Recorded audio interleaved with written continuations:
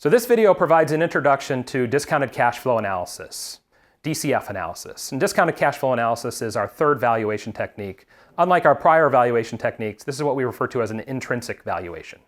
The premise of discounted cash flow valuation is that the value of a company equals the present value of its projected free cash flow.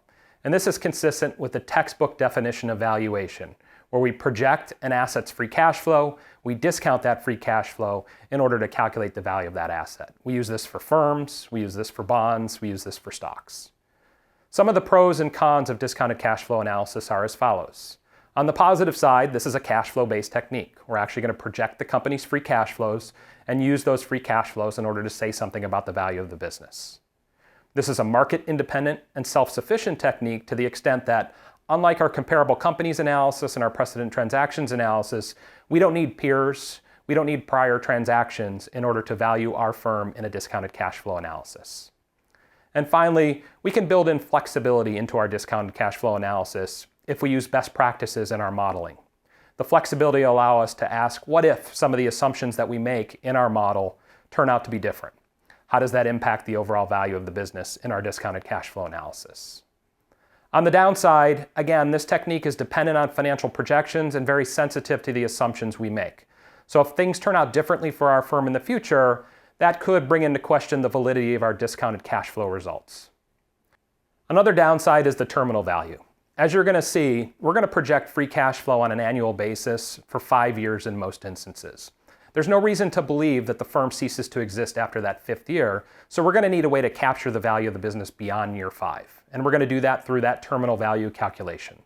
There are several ways to calculate a firm's terminal value, but whatever way we choose, the terminal value calculation is going to have a significant impact on the overall value in our discounted cash flow analysis. And very small changes to the assumptions in our terminal value calculation can have big consequences. We're going to assume that our firm has a constant capital structure through time. And in reality, this isn't true. Firms change their capital structure very often. When firms change their capital structure, it has an impact on their weighted average cost of capital, which is another key input into our discounted cash flow analysis, and thus can change the overall value of the firm. So boiling down a discounted cash flow analysis into 5 steps. The first step is to understand the company that we're trying to value and determine its key performance drivers. And this requires us to learn as much as possible as we can about the company that we're trying to value in our discounted cash flow analysis, as well as its sector. For example, the growth possibilities in its industry. Some of the key performance drivers that we should consider are sales growth, profitability measures, and importantly, the company's ability to generate free cash flows. We're going to gather this information from a variety of sources, including SEC filings, including companies' annual reports, as well as their quarterly reports. We'll use equity research reports, earnings call transcripts, and investor presentations to contribute to this analysis. The next step is to make those free cash flow projections. And in the exercise that we're going to perform for discounted cash flow analysis, we're going to project unlevered free cash flow, which represents cash generated after paying all operating expenses and taxes, including the funding of capital expenditures and working capital, but prior to the payment of interest expense. This is going to be driven by assumptions of future performance, which we glean from historical performance, as well as guidance from analysts in the firm. Again, we're going to typically project free cash flow on an annual basis over a 5-year period, although in some instances we might use a shorter window or a longer window. The next step is to calculate the weighted average cost of capital. And when we use unlevered free cash flow, the weighted average cost of capital represents the discount rate for those cash flows. The weighted average cost of capital is the minimum return that a company must earn on its existing asset base in order to satisfy its providers of capital. And this is, again, the rate that we're going to use to discount the projected free cash flow and the terminal value that we calculate for our firm. Weighted average cost of capital reflects the target's business and financial risks, where the financial risk results from the company's capital structure. Essentially, debt adds risk.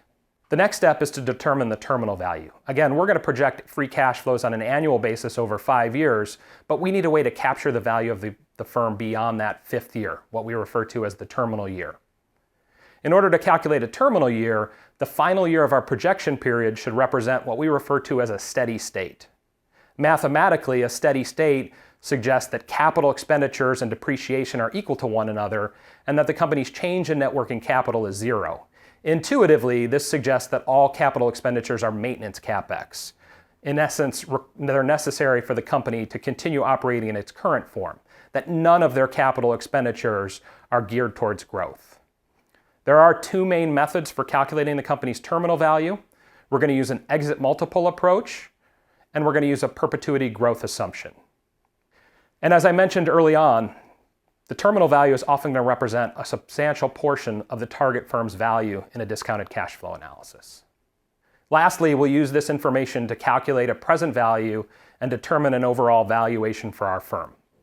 When we discount the free cash flow and the terminal value to the present using the weighted average cost of capital, the sum of these present values represents the enterprise value of the firm, or the entire value of the firm.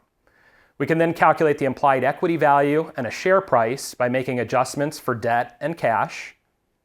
And finally, we'll execute a sensitivity analysis over our key assumptions. Essentially ask ourselves, what if the weighted average cost of capital, or our long-term growth rates, or our sales growth rates, or some of our assumed margins might turn out differently? What impact will that have on the overall value in our discounted cash flow analysis? And finally, we'll use our discounted cash flow results along with our comparable companies and our precedent transactions analysis to triangulate and try to determine a value for our overall firm. This concludes your introduction to discounted cash flow analysis.